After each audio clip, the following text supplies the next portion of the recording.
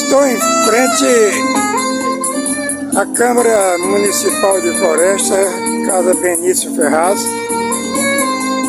onde vai ser a comemoração dos 180 anos de Floresta. Vamos entrar, tem umas moças bonitas aqui já nos aguardando. Boa noite. Boa noite, seja bem-vindo. Obrigado. Bem-vindo. Aqui, Nossa Senhora, e aqui tá, né? Vai entrando, vai entrando. 31 de março de 1946, 2026. Então nós estamos aqui. Então nós temos aqui, as pessoas estão assinando o livro de presença. E aqui é a galeria. Daqui a pouco eu vou mostrar. Temos aqui o Florestano.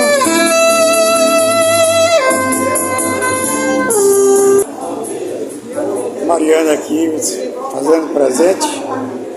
Então nós estamos vendo aqui a galeria dos ex-vereadores e vereadores da Câmara de Vereadores de Floresta.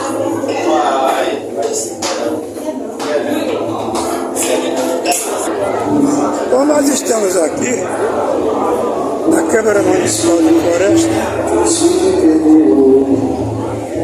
que é onde é homenageado o meu tio Lorival Diniz Carvalho. Nós temos aqui, ó, mais um florestano aqui mostrando sua arte.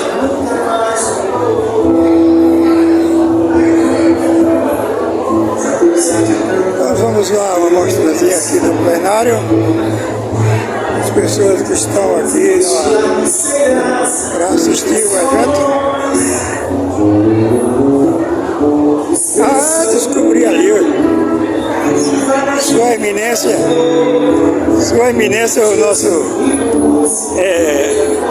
genealogista, a nossa fera aqui, ó. Ah, a digníssima esposa aqui de lá. Oh, rapaz, dá um palestrante aqui, ó. Estou aqui por sua causa, viu? Canta em nome do Adelardo.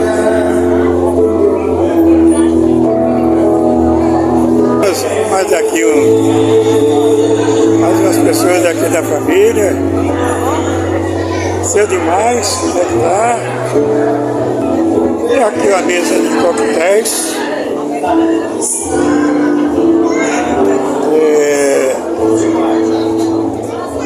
Vamos aguardar, né, a hora do vai ser servido.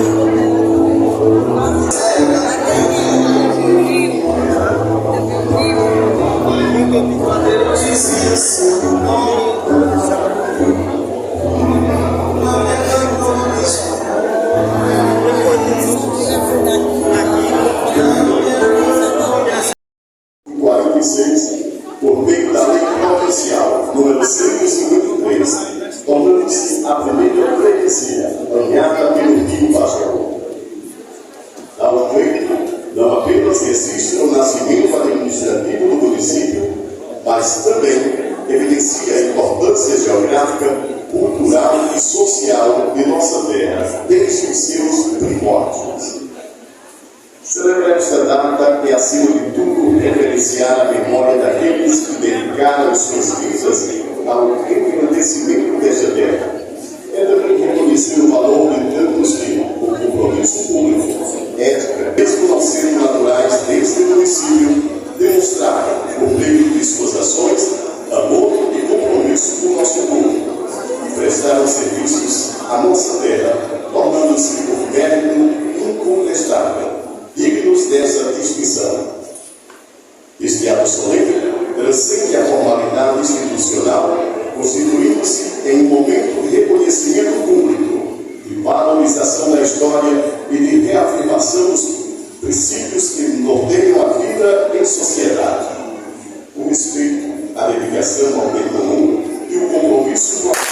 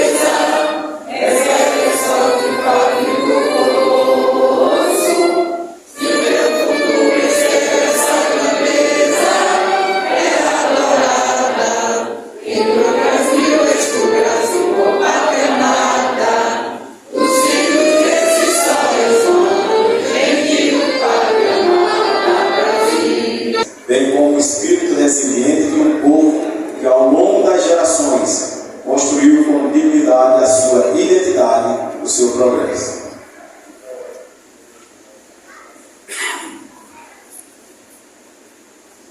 Nesta data memorável e imprescindível é lembrar um dos fatos mais importantes da nossa história, a criação da Vila de Floresta em 31 de março de 1846.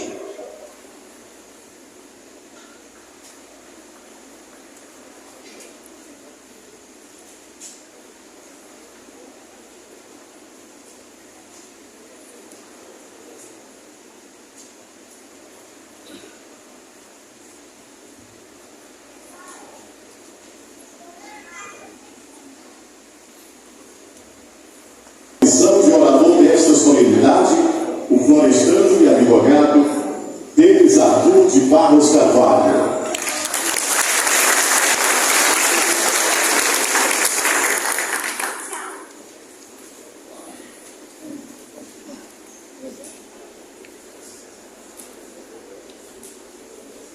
Boa noite, senhores, senhoras. Excelentíssima senhora prefeita Romana de Soba, ora representada pela excelentíssima senhora vice-prefeita Ira Muleriano. Excelentíssimos senhores vereadores, os quais saúdo na pessoa de Roberto Quirino, presidente desta casa, ao qual aproveito para agradecer com profunda honra o convite para ser orador dessa data tão importante, que marca o 180º, 80º aniversário da nossa emancipação. Saúdo também as demais autoridades, convidados e todo o povo florestano.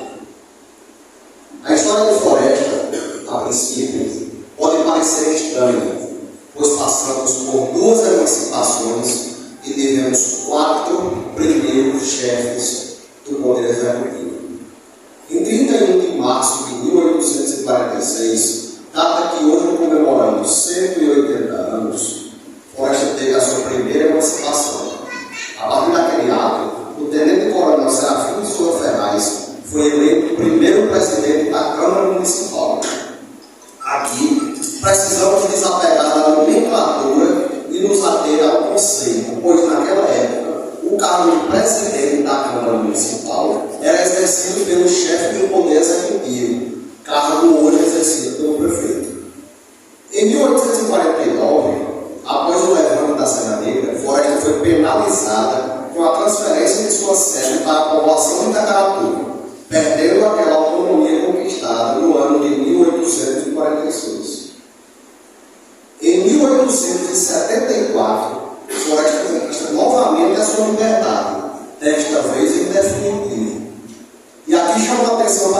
expressão conquista novamente, pois aquela autonomia que foi para atacar em 1849, esta que estamos comemorando 180 anos hoje, permanece lá até hoje.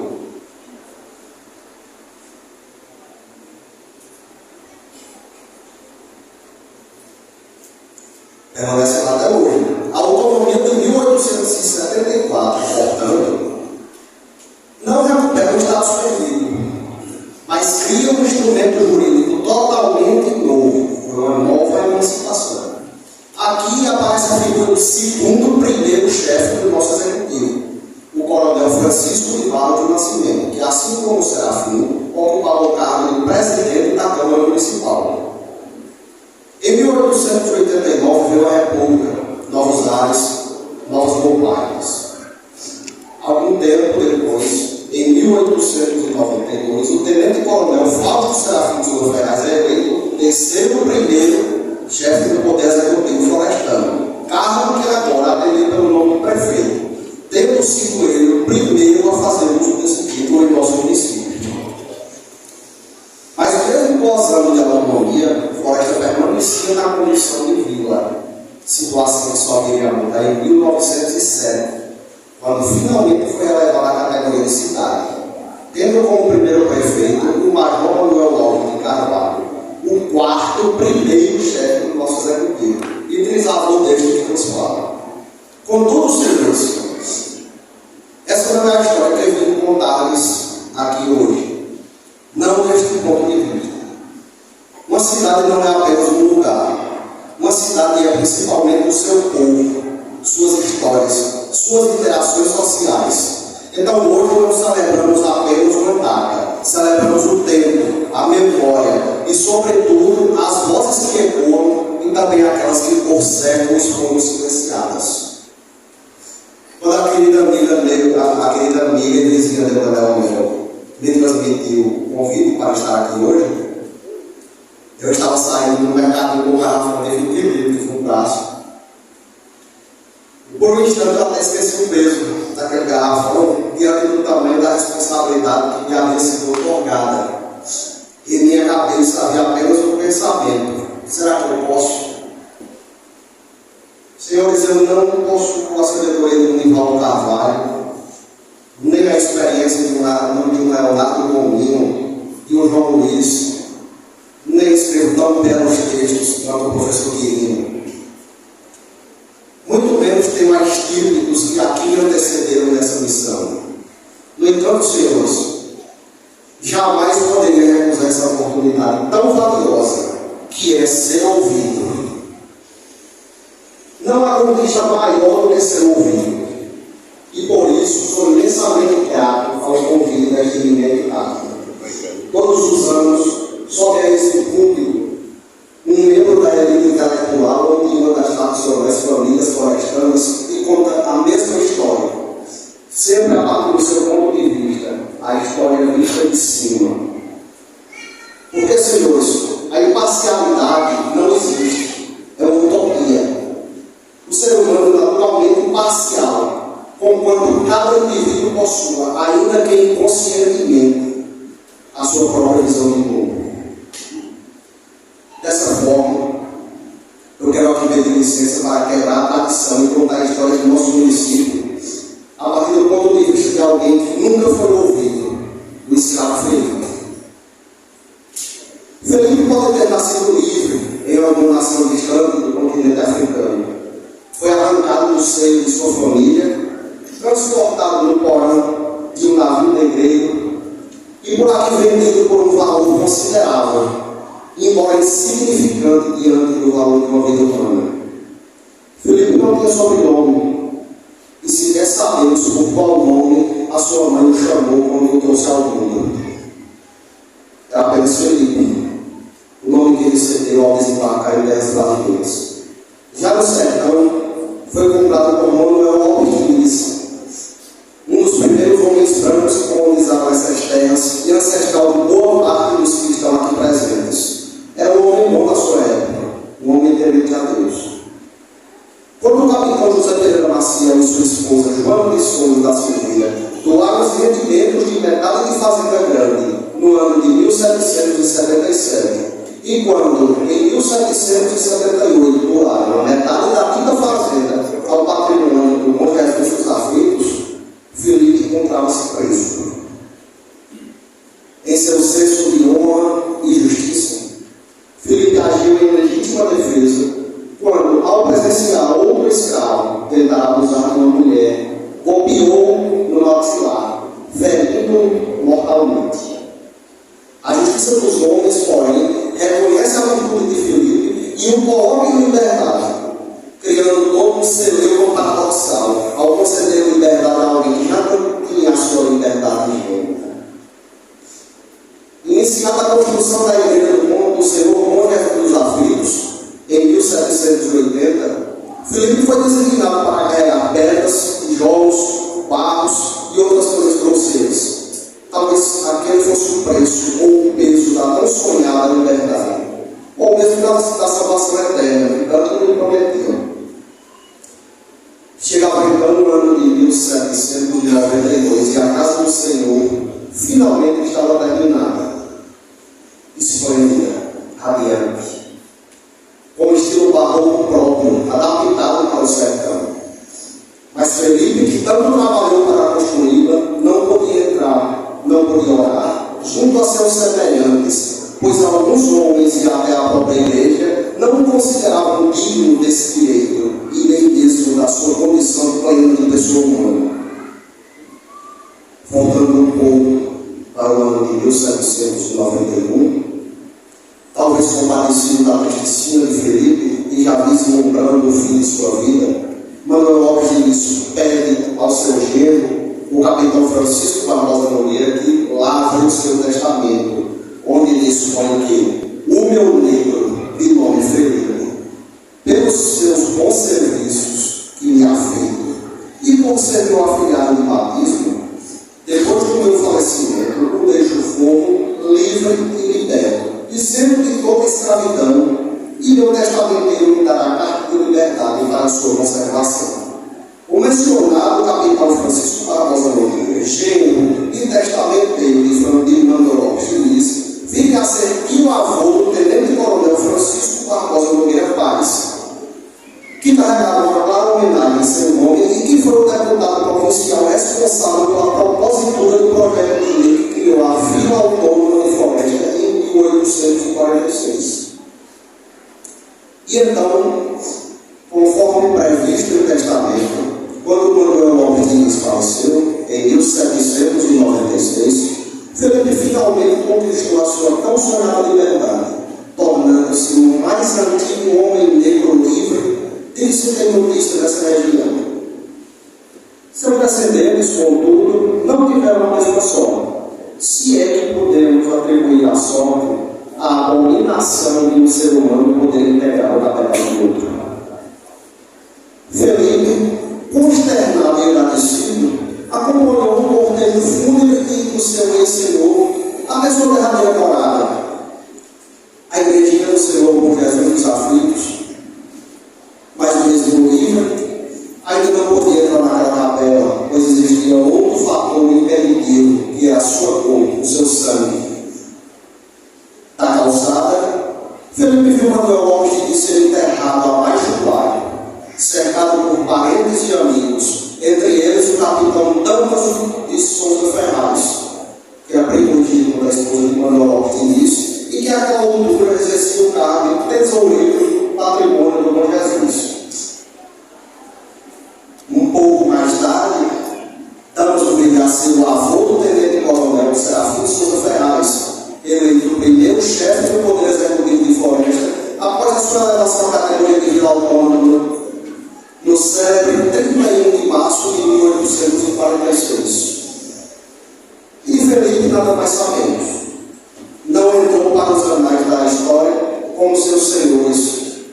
Seus descendentes, contudo, permaneceram escravos, subservientes aos talantes de seus detentores, e assim como Felipe, invisíveis perante a sociedade e a história. Chegamos ao memorável 31 de março de 1846. É interessante mencionar que ainda não havia uma clara de oposição à política florestana, essencialmente membros de um mesmo partido político, o Partido Liberal. E quando as tensões entre o Partido Conservador e o Partido Liberal se tornaram insustentáveis em Pernambuco, era natural que Floresta, com seu povo aguerrido, se envolvesse. Então eclode a Revolução Praieira. E em 1849 eclode a rebelião da Serraneira em Floresta. Chefiada pelo já mencionado tenente coronel Francisco Barbosa Nogueira Paz, autor da lei que emancipou Floresta. Pelo tenente Serafim Silva Ferraz, que foi o presidente daquele primeiro conselho municipal, e pelo major José Rodrigues de Moraes, também integrante do conselho. Como havia uma vasta conformidade entre os membros daquele primeiro conselho, logo muitos dos netos e bisnetos de Filipe seriam enviados à luta. Numa guerra que não era deles, e que talvez sequer compreendessem. Muitos morreram, e nenhum foi lembrado, nenhum teve seu nome escrito na história dos heróis florestanos. Como dito no início, após o levante da Serra Negra, Floresta foi penalizada com a transferência de sua sede para a população de Itacaratu, perdendo a autonomia conquistada em 1846. No entanto, com relação ao status quo individual, nada mudou. Os ricos continuaram ricos, os coronéis continuaram coronéis, os pobres continuaram pobres e os escravos continuaram escravos. Em 1874, Floresta conquista novamente a sua liberdade, desta vez em definitiva. E já se formava um cenário mais claro de oposição entre grupos políticos familiares. Para o descendente de Filipe, no entanto, toda aquela disputa pelo poder sequer fazia sentido, pois continuava escravo e, em sua condição de subcidadão, nem mesmo tinha o direito de escolher quem o representaria. Chega finalmente o célebre 13 de maio de 1888, a tão sonhada liberdade. Mas, senhores, de que adianta apegar elas que o pássaro não sabe voar? De que adianta conceder a liberdade sem qualquer política de inclusão apenas para ver os relegados à margem da sociedade? Passa 1892, quando Fausto Ferraz é eleito o primeiro prefeito da Vila de Floresta, e chega 1907, quando Floresta é finalmente elevada à categoria de cidade. Passamos por festas, comemorações, lutas pelo poder, mas os descendentes de Filipe continuavam presos, agora não mais a correntes visíveis, mas as amarras invisíveis de sua condição social. 230 anos se passaram desde que Filipe conquistou a sua liberdade. E ainda hoje, muitos dos seus descendentes permanecem sem direitos básicos, sem garantia e, sobretudo, sem voz. Por isso, senhores, nesta data em que celebramos 180 anos de emancipação do nosso município e também 230 anos da liberdade de Filipe, dirijo-me à mesa e às autoridades aqui presentes para pedir: cuide do que realmente importa, que é o nosso povo. Ouçam os seus eleitores, ouçam a população florestana, ouçam principalmente aqueles que menos têm voz, mas que verdadeiramente sustentam os pilares de toda a sociedade. Independentemente do que vossas excelências acreditam ou das ideologias que professam, serão os vossos atos que entraram para a história do nosso município. E daqui a 56 anos poderão estar sendo avaliadas aqui neste mesmo ponto. Vossas excelências possuem o poder de decidir como serão lembradas pelas próximas gerações, se como aqueles que honraram o peso de suas responsabilidades e transformaram o seu tempo em legado, ou como figuras passageiras que, diante da encruzilhada da história, escolheram o caminho mais fácil em vez do mais justo. Senhores, muito obrigado. Tenham uma boa noite.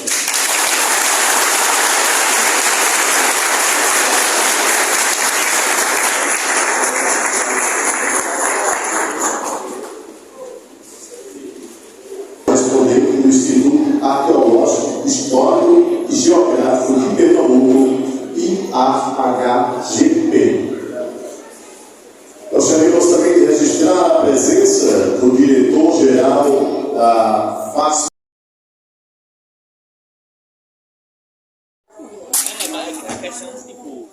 Encerro o vídeo mostrando aqui a igreja Nossa Senhora do Rosário, onde foi sepultado Manuel Lopes Diniz. Então hoje é a comemoração dos 180 anos de Floresta, emancipação política de Floresta, e encerramos com essa imagem desta data.